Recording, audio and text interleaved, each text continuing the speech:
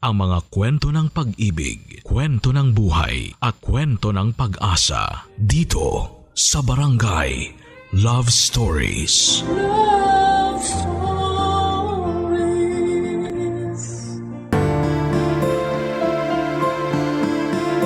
Mas masayang makatanggap ng pagmamahal na buo mula sa taong pinili mong makasama.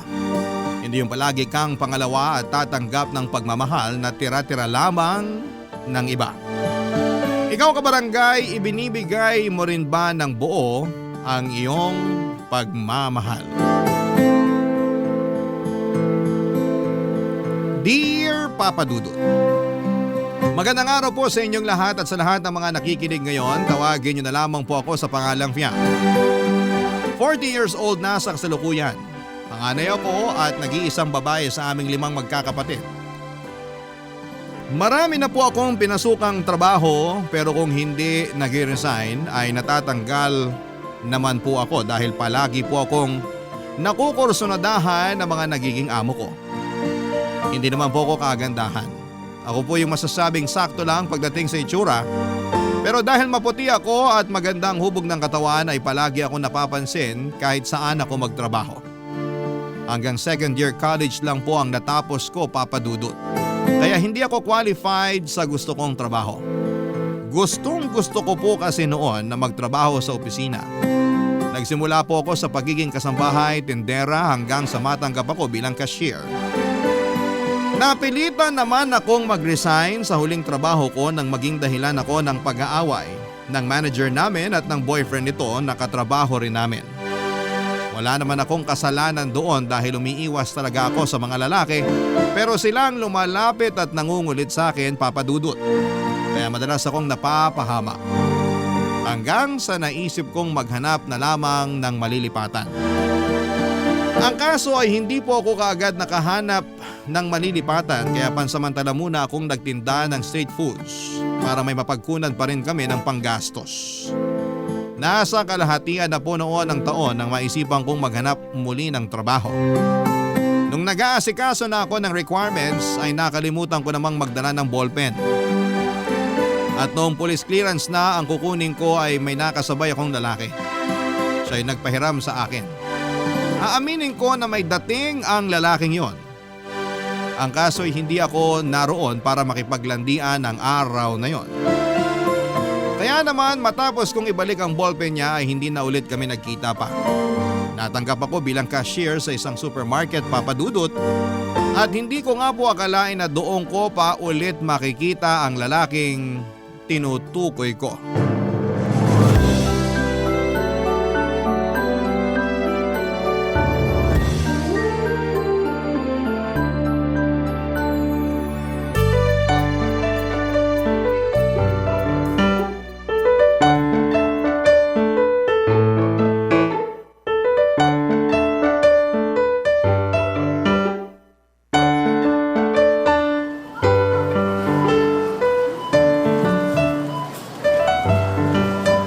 Uy, pamilyar ka. Parang nakita na tayo. Ballpen! Hindi ballpen ang pangalan ko. Hindi. Ibig kong sabihin, ikaw yung nagpahiram ng ballpen sa akin nung kumukuha ako ng police clearance. Buti hindi mo ako nakalimutan. Akalain mo yun? Liit ng mundo, no?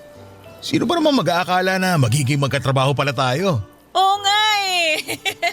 Ako nga pala si Fiang. Nickname ko lang to ha. Sabi kasi nila masyado raw makaluma yung pangalan ko kaya mas okay na yung Fiang. Cute nga ng pangalan mo eh. Parang ikaw. Ikaw kakikilala lang natin, ang bobola ka na. Ay teka, hindi mo pa sinasabi pangalan mo. Miguelito real name ko pero mix na lang for short din. Nice meeting you nga pala, Fiang. Cute mo. Sexy pa. Ikaw iniskan mo yata ako bago mo pa ako nilapitan eh. Sana sinabi mo para nakipaglaban ako sa'yo ng titigan. Wow, palaban ka ha? Gusto ko yan. Uy, joke lang yun! Walang joke-joke sa akin. Wala ka ng lusot. Gagawin natin yung titigan challenge na gusto mo. Pero hindi dito.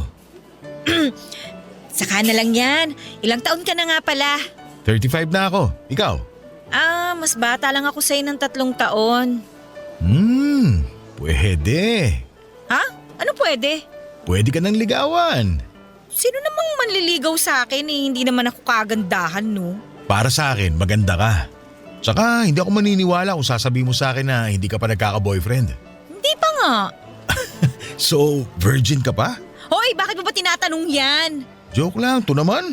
Sorry na. Ganito ka rin ba sa mga babaeng bago mo palang nakikilala? Hindi naman. Parang sa'yo pa nga lang eh. Nakakatuwa ka kasi. Talaga ba? Oo, kaya para mas mahaba yung kwentuhan natin, invite kita mamaya. Kung okay lang sa'yo. Okay lang naman, pero saan ba tayo pupunta? Sa hotel. Agad-agad? Joke lang. Pero pwede rin naman kung gusto mo. Ayos ka! Kakikilala pa lang natin eh. Ayan na, nagsungit na. Sorry na kasi. Biro lang naman yun eh. Hindi na mauulit, promise. Sige na, okay na yon. Pero saan ba kasi tayo pupunta? Di mo na lang kasi sagutin ng maayos eh.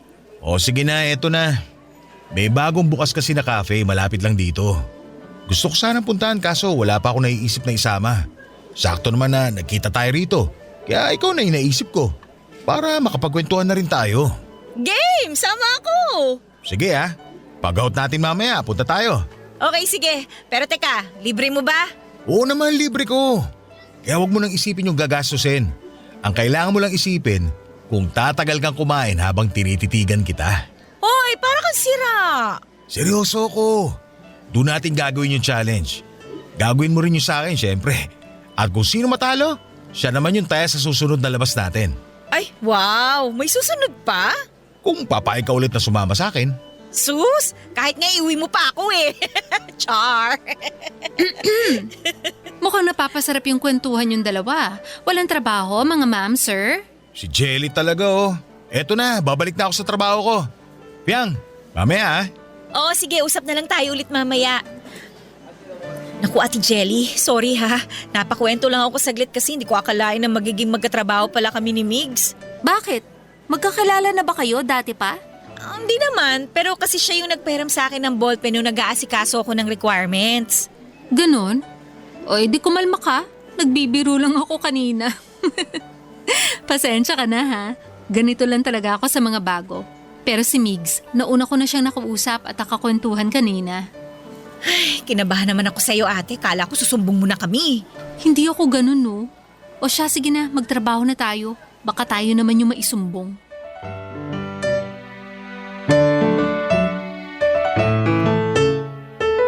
Papadudod, hindi ko maialis ang tingin ko noon kay Migs dahil nakakaakit naman talaga siya. Hindi naman siya yung tipong sobrang gwapo pero malakas ang apil niya sa mga babae. Matangkad siya at mukhang palagi ring nagwo-workout. Kahit yung boses niya ang sarap pakinggan. Kaya parang gusto ko na lamang siyang titigan, maghapon at pakinggan yung mga kinukwento niya. Kahit siguro tungkol sa mga langgam yung pag-uusapan namin, ay magiging interesado pa rin ako dahil sa boses ni Migs. Kahit na ilang araw pa lang ang nakakalipas mula nang magkakilala kami, ay nagkagaanan na kaagad kami ng loob. Madalas kaming nag-uusap tuwing break namin at nagtatawanan at nagbibiruan pa kahit oras ng trabaho. Minsan ay hindi na rin kami naiiwasang tuksuhin ang mga kasamahan namin sa trabaho at kahit mga customer na nakakapansin sa pagtitingin na namin papadudot. Kahit kasi ako at cashier kasi ako at bagger naman siya. Kaya may mga pagkakataon talaga na nag-uusap kami kahit oras ng trabaho. Habang tumatagal noon ay mas lalo pa kaming nagiging malapit sa isa't isa. Minsan ay sabay kaming lumalabas dahil nagkakayayaan pa kaming kumain ng tusok-tusok o kaya ay maglakad-lakad muna bago umuwi. Nung unang sweldo naman namin, papadudod ay doon na nagsimulang lumalim ang namamagitan sa amin ni Migs nang magkayayaan kaming mag-inuman, papadudod.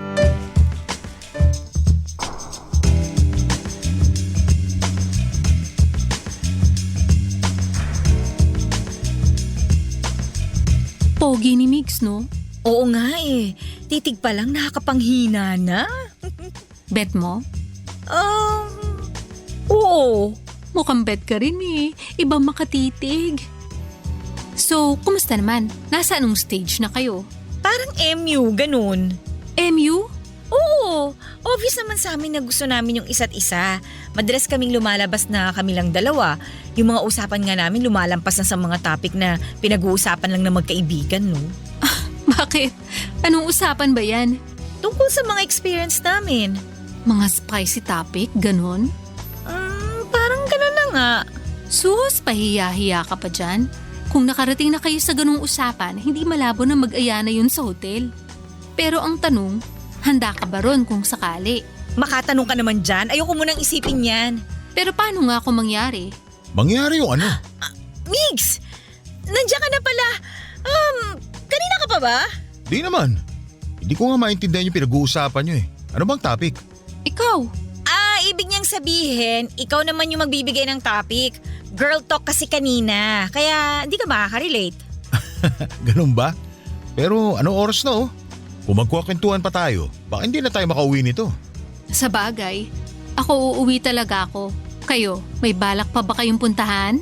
Wala na akong pupuntahan. Maliban na lang kung papayag si Fiang na ihatid ko siya pa uwi. Uuwi nga ba talaga?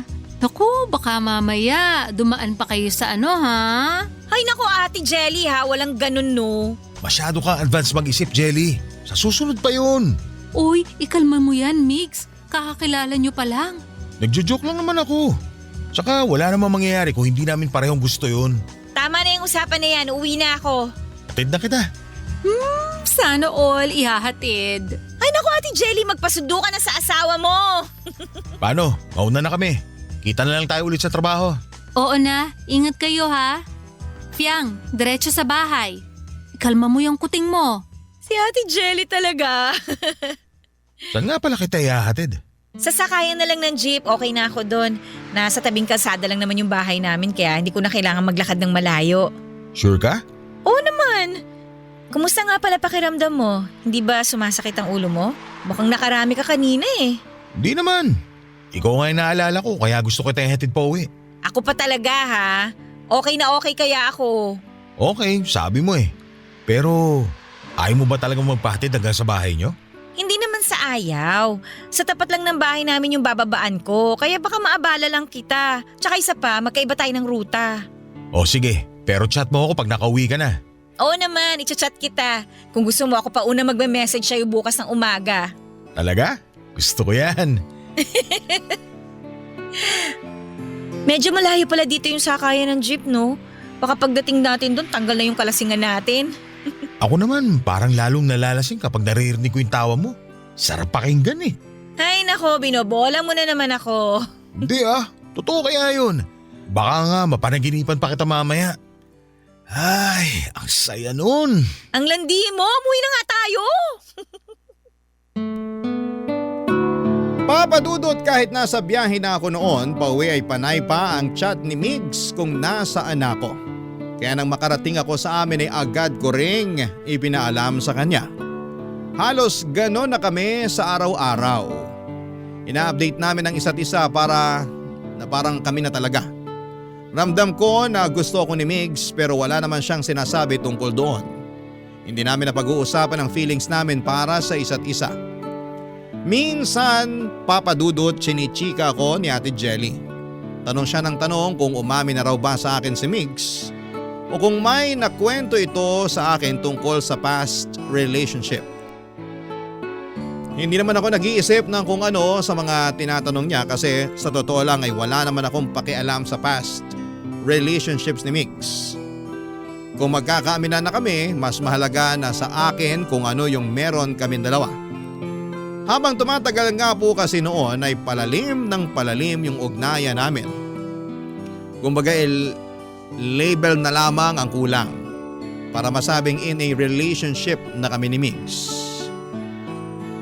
Pero isang araw papadudot pagpasok ko noon sa trabaho ay aksidente kong narinig ang pag-uusap ni na Migs at nung katrabaho namin na bagger din sa supermarket. Inaaya siya nito na mag-basketball sa darating na Sabado. Pero tumanggi po noon si Migs at hindi ko nga po inaasahan ang sinabi niyang dahilan. Hindi raw siya makakasama dahil bibisita siya sa anak niya. Parang binuhusan ako ng malamig na tubig sa mga nalaman ko at na-realize ko rin na yun yung malaking iniisip kong may pag-asa kaming dalawa ay hindi pala mangyayari. Sapagkat malabong mangyari yon dahil sa sitwasyon na meron siya. Barangay Love Stories. Barangay Love Stories.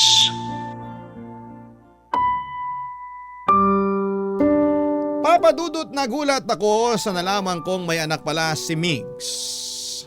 Hindi ko naman siya masisisi dahil hindi naman ako nagtanong. Hindi ko nga rin maalala kung naitanong ko ba sa kanya kung may girlfriend na ba siya o asawa. Basta sumabay na lamang ako sa agos hanggang sa naging close kaming dalawa. Napaiyak na lamang ako noong nalaman ko yon dahil alam ko sa sarili ko na malalim na ang nararamdaman ko para kay Migs ng mga panahong yon. At mahirap na para sa akin na layuan o iwasan siya. Dahil sa nalaman ko, Papadudot, kahit mahirap ay sinubukan ko nang iwasan si Migs. Nakikipag-usap naman ako sa kanya pero hindi kagaya ng dati na palagi kaming nagtatawanan. Kung hindi para sa trabaho ay hindi ako yung mauuna na magsalita, Papadudot. Hindi na rin ako sumasama tuwing nag-aaya siyang lumabas. Nagdadahilan na lamang ako na may importanteng asikasuhin o di kaya ay masama ang aking pakiramdam. Hanggang sa napansin na rin yon ni Ate Jelly. Kinausap niya ako at tinanong kung ano ang problema. Sinabi ko naman sa kanya ang katotohanan at hindi na siya nagulat doon. Pero ang pinagtataka ko ay parang may gustong sabihin sa akin si Ate Jelly na hindi niya masabi-sabi. Lumipas ang 2 linggo na iniwasan ko pa rin si Migs. Batid ko na medyo nakakahalata na siya. Pero hindi ko na lamang yon pinansin. Kung aasa pa kasi ako sa kanya ay siguradong masasaktan lamang ako sa huli. Pero kahit panindigan ko ang pag-iwas sa kanya, may mga pagkakataon pa rin talaga na ginagamit niya para magkalapit kami ulit, Papadudot. Sinabi ko sa sarili ko na hindi ako magpapakatanga. Pero parang kinain ko rin ang mga sinabi ko noong mas malala pa ang mga nangyari. Nagkayayaan ulit kaming uminom noong sweldo na namin at inaasahan ko nang sasama rin si Migs. At doon na nga po kami nakapag-usap ng masinsinan, Papadudot.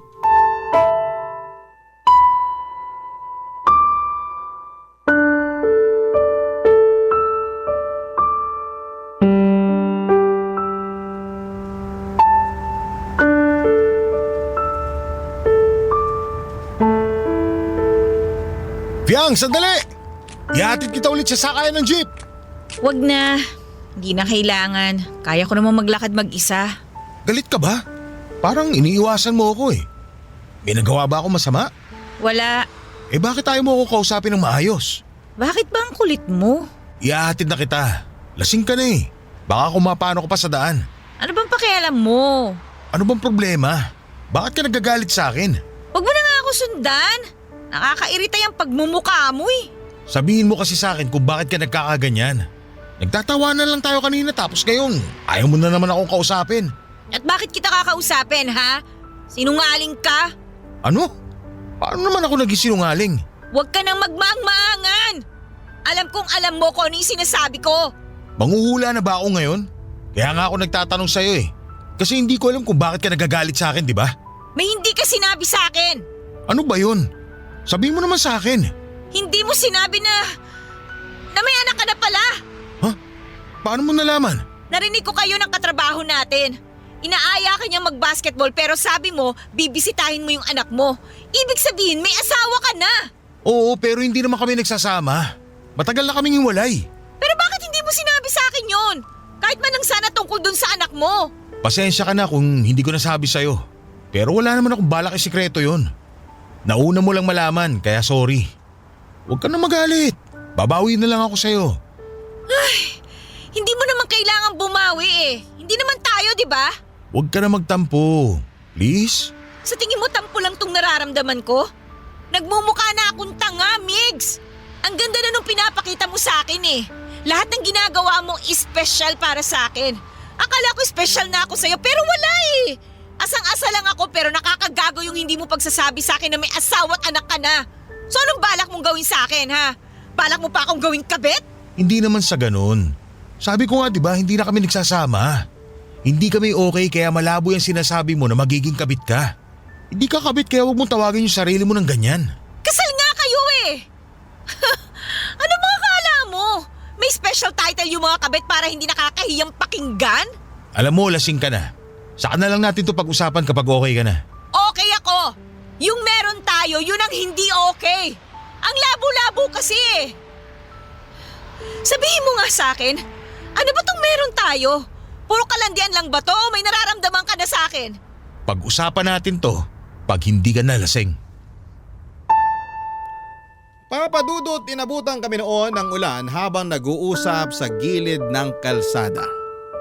Wala na kaming pakialam pa kung may nakakarinig sa amin ang mga sandaling yon. Alam kong nakainom ako pero alam ko lahat ng mga sinasabi ko kay Migs. Malinaw yon sa alaala ko at sinadya kong sabihin sa kanya mga bagay na yon para makakuha ng sagot pero bigo pa rin ako. Hindi ko pa rin alam kung mahal ba ako ni Migs o trip niya lamang akong landiin noon. Kung ako naman ang tatanungin ay hindi ako mag-aalinlangang sabihin ang totoo kong nararamdaman. Minahal ko na si Migs sa maikling panahon ng pagkakakilala namin sa isa't isa. Gusto ko siya at gusto ko siyang maging boyfriend. Pero paano naman mangyayari yon kung may asawa siya? Kahit saang anggulo tignan ay sabit pa rin ako sa relasyon nila. At ang pinakamasakit doon ay parang tumatanggap lamang ako ng tira-tirang atensyon mula kay Migs. Nang gabing yon dahil sa pagod at galit na nararamdaman ko kay Migs ay hindi ko na namalayang nakatulog na pala ako sa mga bisig niya. At nang magising ako, nasa harap na kami ng isang mumurahing hotel. Ewan ko ba papadudot pero sumabay na lamang ako sa agos noon. Hindi na ako nagtanong kay Migs kung ano ang ginagawa namin doon. Hindi rin ako umangal nang alalayan niya ako papunta sa isang kwarto matapos niyang mag-check-in. Papadudot.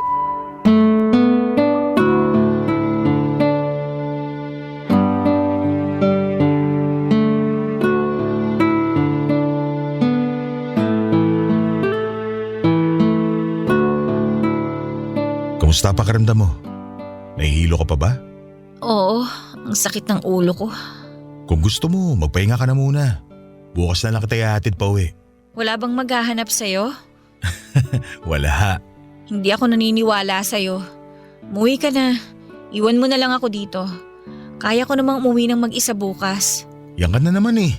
Tinataboy mo na naman ako. Kasi hindi ka naman dapat lumalapit sa akin eh. Bakit hindi? Alam kong gusto mo ako. At ganun din yung nararamdaman ko sa'yo. Yan yung gusto mong malaman kanina pa, di ba? Pero sasabihin ko sana sa'yo kapag hindi ka nalasing at ang maintindihan mo yung mga sinasabi ko. Hindi ako lasing. Naiintindihan ko lahat. Talaga? Naiintindihan mo? Hindi mo ako gusto. Kaibigan lang yung tingin mo sa akin at naiintindihan ko yon. Paano kung hindi? Huwag na tayong maglokohan, pwede ba? Doon ka na sa asawa mo. Bakit mo ba ako pinagtatabu yan? Dito ko gusto. Sa tabi mo. Mas gusto kong kasama ka. Hindi mo pa rin bagets yun? Sinasabi mo lang yan kasi nakainom ka. Ano bang pwede kong gawin para maniwala ka? Wala. Hindi ako maniniwala sa'yo kahit na ano pang sabihin mo kaya umalis ka na lang. Gusto kita. Kaya kahit pauwiin mo ako ngayon, hindi kita iiwan mag-isa rito. Hindi kita kayang pabayaan na lang. Ang hirap mo naman kasing paniwalaan eh. Hindi naman ako kagaya ng asawa mo na may pinangahawakan sa'yo. Huwag mo nang isipin yung asawa at anak ko. Hindi nila tayo guguluhin. Ang mahalaga, gusto natin yung isa't isa. Ano namang magugustuhan mo sa akin? Kagaya lang din naman ako ng ibang babae dyan. Mabait ka at masaya kang kasama. Bonus na lang yung sexy ka. Kaya nga nung unang araw natin sa trabaho, napatitig talaga ako sa'yo eh. Talaga? Oo. Bukod sa pamilyar ka nun sa akin, naagaw mo talaga yung atensyon ko kaya kita nilapitan. Okay. Okay? Okay na ano? Okay na. Naniniwala na ako sa'yo. Naniniwala na akong gusto mo ko. Yun naman pala eh. Kung ganun, okay lang ba na dito na tayo magpalipas ng gabi? Promise, bukas na bukas din, ihahatid kita sa inyo. Dito lang tayo matutulog. Sure kang matutulog lang tayo ha? Depende. Anong depende? Depende sa'yo kung gusto mong matulog lang talaga tayo. Pwede rin kasing, alam mo na, malamig ngayon. Oy, ikaw ha? Sinadya mo akong dalhin dito, no? Hindi naman. Nakatulog ka na kasi kanina sa taxi. Hindi ko alam kung saan kita ihahatid. Hindi ko pa naman alam yung address nyo. Kaso, nagising ka na bago tayo bumaba. Kaya tinuloy mo na lang. Parang ganun na nga. Saka iniisip ko rin na pareho tayong lasing. Baka pareho pa tayo makatulog sa biyahe kapag hinatid kita sa inyo. Pero ngayong gising ka na at mukhang hindi ka na masyadong lasing, baka naman pwedeng… Sinadya mo talaga to. Alam ko na yung mga galawan mo eh. Di sinadya na ako sinadya. Bakit? Gusto mo na bang umuwi? O baka naman gusto mong dito ka muna sa akin ngayong gabi? Okay, dito na muna ako. Pero bukas, ihahatid mo ako sa amin. Sure. Kahit ihatid pa kita hanggang kwarto mo. Hoy, hindi yung pwede sa nanay ko. Basic. Di magpapaalam ako. Papadudot na dala ko sa tukso ng gabing yon. Hindi ko na napigilan ang sarili ko sa mapang-akit na boses ni Migs. Aaminin ko na ilang beses na may nangyari sa amin habang nasa hotel kaming dalawa. Sinulit namin ang bawat oras na magkasama kami dahil minsan lang yon na mangyari. Habang ginagawa namin yon ay nawala sa isipan ko ang mga bagay na inaalala ko. Hindi ko na inisip na pamilyado na ang lalaking kasama ko ng mga sandaling yon. Matapos ang gabing yon sa hotel ay hinatid ako ni Migs pauwi sa bahay. Pero ang pinagtataka ko, ni hindi man lang siya tumuloy sa amin nang sinabi ko sa kanya na ipapakilala ko siya kay nanay. Ang sabi niya lang noon ay nagmamadali na raw siyang umuwi at naiintindihan ko naman siya. Dahil anong oras na rin kaming nakauwi. Pagbalik naman namin sa trabaho ay sinubukan kong pag-usapan yung nangyari. Kunwari nagtatanong ako kung magkano yung binayaran niya sa hotel para maghati kami. Pero iniiba niya ang usapan, Papa Dudut. May pagkakataon pa noon na pumasok siya na medyo mainit ang ulo at parang ayaw makipag-usap sa akin. Nung sumapit ang birthday ni Migs, inimbitahan niya kaming mga malalapit niyang kaibigan sa trabaho sa bahay na tinutuluyan niya. As usual, nag-inuman kami doon at nagdala na rin kami ng pagkain para idagdag sa mga hinanda ni Migs. Pero habang nagse-celebrate kami ay hindi namin inaasahan na may darating pala siyang bisita. Walang iba kundi ang asawa at anak niya, Papa Dudut. Barangay Love Stories. Barangay Love Stories. Papa Dudut nang hina ko sa nasaksihan ko ng gabing yon.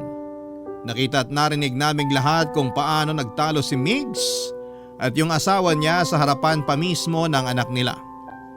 Hindi ko akalain na may ganong side pala siya kapag nagagalit siya. Habang nagtatalo sila noon ay may nabanggit ang isa naming katrabaho na kaklose talaga ni Migs. Sabi nito ay nabuntis na raw yung babae, college pa lamang ito noon. Pero hindi raw sila nagsama dahil ayaw kay Migs ng tatay ng babae. May kaya raw kasi ang pamilya nito samantalang si Migs ay hindi nakapagtapos ng pag-aaral dahil sa kakapusan ng pera. Nang gabing yon ay pinaalis ni Migs ang mag-ina niya. Batid ko sa mga sandaling yon na ako ang pinili niya dahil sa ginawa niyang yon. Pero hindi ko mapigilang makonsensya noong paalisin niya yung mag-ina kahit gabing-gabi na. Pakiramdam ko tuloy noon ay kasalanan ko kung bakit sila nagtalo. Pero nung nilapitan ako ni Migs ay medyo gumaan na ang pakiramdam ko. Nagpa-comfort siya sa akin at pagkatapos noon, Papa Dudut, ay may nangyaring muli sa amin. Akala ko ay tuloy-tuloy na yung magandang nangyayari sa amin ni Migs. Pero nang makita kong sinundo siya ng asawa niya sa trabaho ay para na naman akong sinampal ng katotohanang may asawa at anak na siya, Papa Dudut.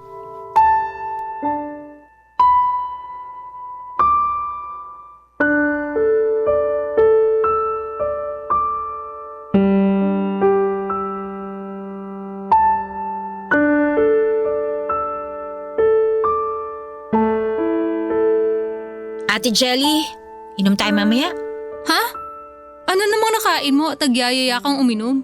Nababad trip kasi ako kay Migs eh. Bakit naman? Nakita ko kasi siya kanina, sinundo ng asawa niya. Nakakotse pa nga eh. Bakit ngayon ka lang nagre-react ng ganyan? Hindi ka ba aware na may asawa si Migs nung una pa lang? Nalaman ko naman nung narinig ko na nag-uusap sila nung katrabaho natin. Okay.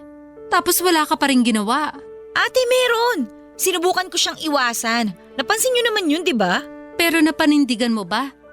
Hindi ba sabi mo nga may nangyari pa sa inyo bago kanya ihatid pa uwi? Ang tanga mo rin eh, no? Ate naman, huwag mo na nga ako sermonan. Sasaktan na nga ako eh. Hindi ka masasaktan kung nag-iisip ka na maayos.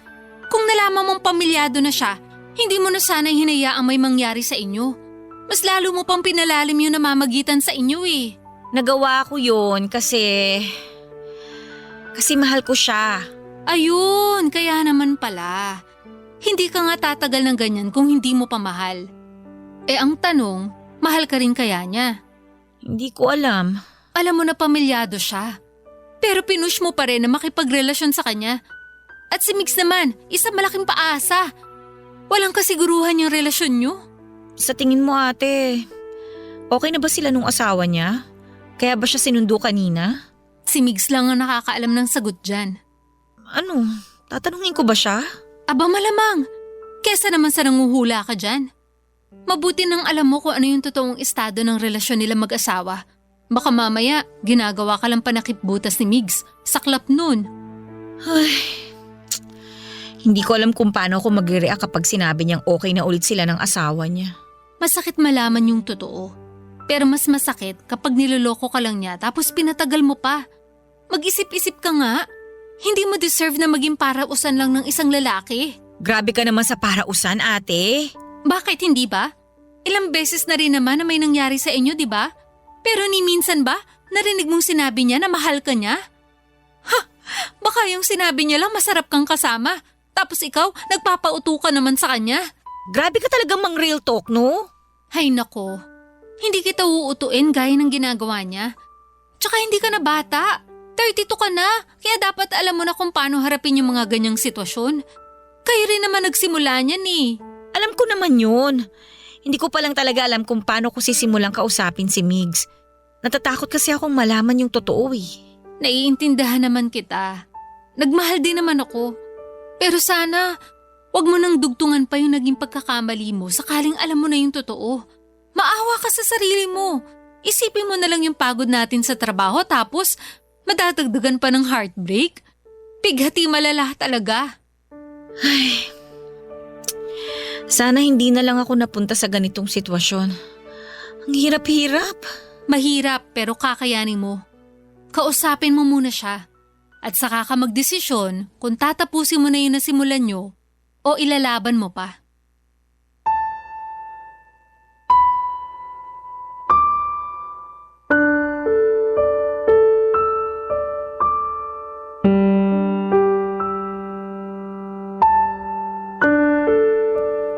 Papadudod parang praning na ako noon sa kakaisip kung bakit sinundo si Migs ng asawa niya at kung saan sila pumunta. Kung nag-hotel din ba sila at may nangyari sa kanila o okay na silang muli. Para bang sasabog ang ulo ko noon sa kakaisip ng kung ano-anong senaryo sa pagkikita nila ng asawa niya. Kaya ang ginawa ko noon ay tinadtad ko ng text messages si Migs. Sa tapang ko noon ay feeling ko ay ako ang legal. Ilang beses ko rin siyang tinawagan pero gaya ng inaasahan ko, hindi siya sasagot noon dahil kasama niya ang asawa niya. Pinuntahan ko si Mig sa bahay na inuuwian niya pero hindi na kami nagkaroon ng pagkakataong makapag-usap ang muli. Awang-awa ako noon sa sarili ko dahil halos mamalimos na lamang ako ng atensyon ni Migs. Parang willing na nga po ako noon na magsettle na lamang sa tira-tira ng iba. Pero hindi na talaga kami nagkausap ang muli. Nag-resign na rin kasi siya sa trabaho kaya hindi ko na rin siya mahagila pa. Basta ang alam ko lang noon ay nagkaayos sa sila ng asawa niya. Wala naman akong magawa, ano ba namang laban ko. Legal na asawa na po yung pinag-uusapan. Kaya ang nangyari ay tinanggap ko na lamang na hindi talaga para sa akin si Migs. may nagmamay-ari na ng puso niya at hindi ako yon. Pagkatapos ng 3 years ay nagkaroon na ako ng panibagong karelasyon. Hindi ko na lamang po babanggitin ang pangalan niya pero naging boyfriend ko po siya noon. At kung kailan okay na ako ay saka naman kami nagkitang muli ni Migs. Ewan ko ba Papa Dudut. Pero kahit matagal-tagal na rin yung panahong lumipas ay parang bumalik lahat ng excitement ko nang makita ko siya. Nakakayamang sabihin pero may nangyari kaagad sa muli naming pagkikita. Akala ko ay pwede na naming ituloy yung naudlot naming relasyon noon pero ganito po ang mga nangyari.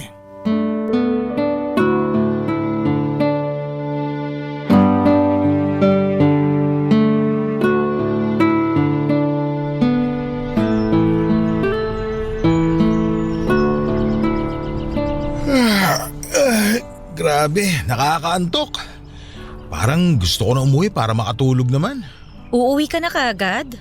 Bakit ikaw? May iba ka pa bang pupuntahan? Depende. Depende saan. Sa'yo.